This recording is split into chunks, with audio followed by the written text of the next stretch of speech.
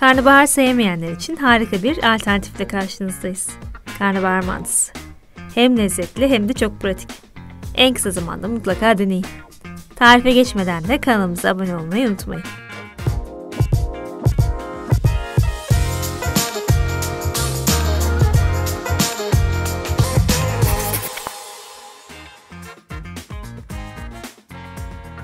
Karnabahar oldukça sağlıklı bir sebze ama seveni pek yok açıkçası. İşte bu tarifle belki sevebileceğiniz hale gelebilir diye düşündük. Çocuklar için de harika bir kandırmaca. İşe önce karnabaharları hazırlamakla başlıyoruz. 1 adet karnabaharı küçük parçalara ayırıyoruz. Bu işlemi yaparken parça büyüklüklerinin birbirine yakın olmasına dikkat edin ki eşit sürede pişsinler. Hepsini pişirmeyi yapacağımız tavaya aktarıyoruz.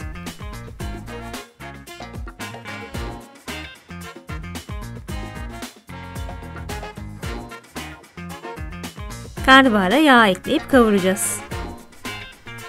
Bu aşamada tuz da ekliyoruz.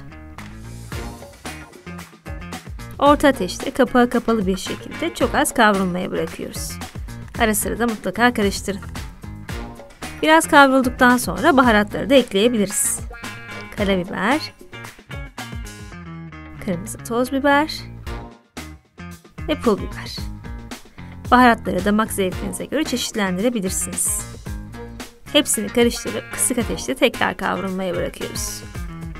O sırada kıymalı iç harcı hazırlayalım. 1 adet orta boy soğanımız var. Kabuklarını soyup küçük küçük doğruyoruz. Elde veya benim yaptığım gibi bir mutfak gereci kullanarak yapabilirsiniz.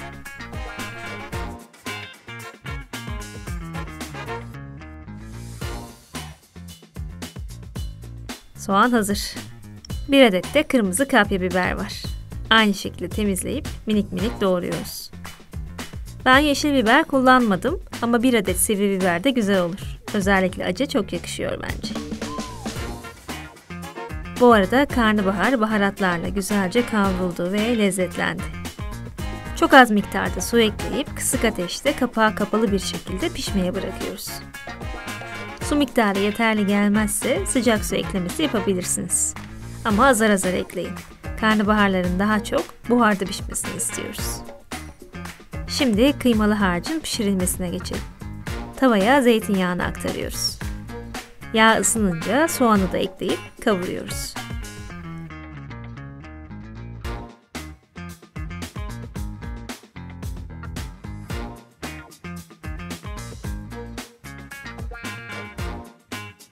Her zaman söylediğim gibi bu aşamada biraz da tuz eklemek iyi olur.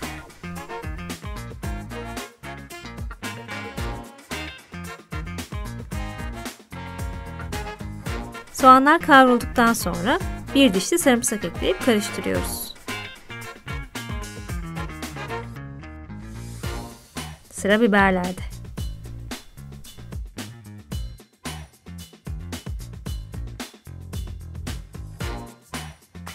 Tüm sebzeler yumuşadıktan sonra kıymayı ekleyip güzelce karıştırıyoruz.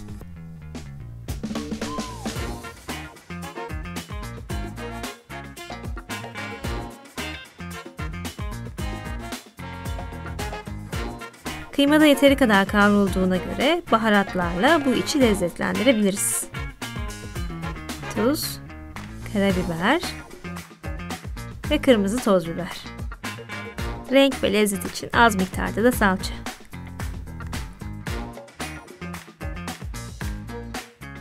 Biraz kavurduktan sonra yarım bardak kadar su ekleyip sosu pişmeye bırakıyoruz.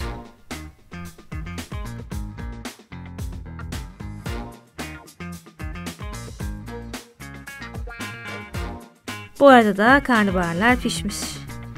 Biz çok pişmiş sevdiğimiz için tamamen yumuşamasını bekledik. Pişme derecesini kendi damak zevkinize göre ayarlayabilirsiniz. Daha diri de kalabilirler.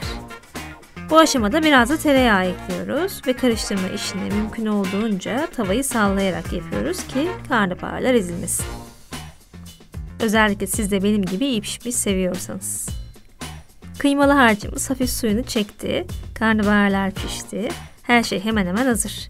Son olarak sarımsaklı yoğurdu hazırlayalım. Derin bir kaseye yoğurdu koyuyoruz. Ben tüm sarımsaklı yoğurtlarda labne peyniri de kullanırım. Elbette kullanmasanız da olur ama çok lezzetli oluyor. Deneyin derim. Bu iki malzemeyi pütür kalmayacak şekilde çırpıyoruz. Ardından bir küçük diş sarımsak ve tuz ekleyip tekrar karıştırıyoruz.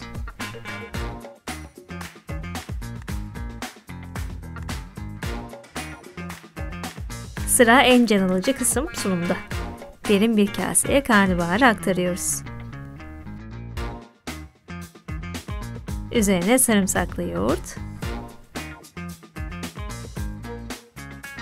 Son olarak da kıymalı harçtan. Kesinlikle deneyin. Baharat ve tereyağı ile buharda pişen karnabahar çok lezzetli oluyor. Zaten sarımsaklı yoğurdun yakışmadığı şey yok. Kıyma da eklenince alın size çok sağlıklı ve lezzetli bir öğün. Et yemeyen takipçilerimiz bu tarifi kıymasız sadece soğanlı biberli bir harçla veya sade yoğurtla da yapabilirler. Umarız en kısa zamanda dener ve bizim gibi siz de çok beğenirsiniz. Deneyecekler sonuçları yorumlarda bizlerle paylaşsınlar lütfen.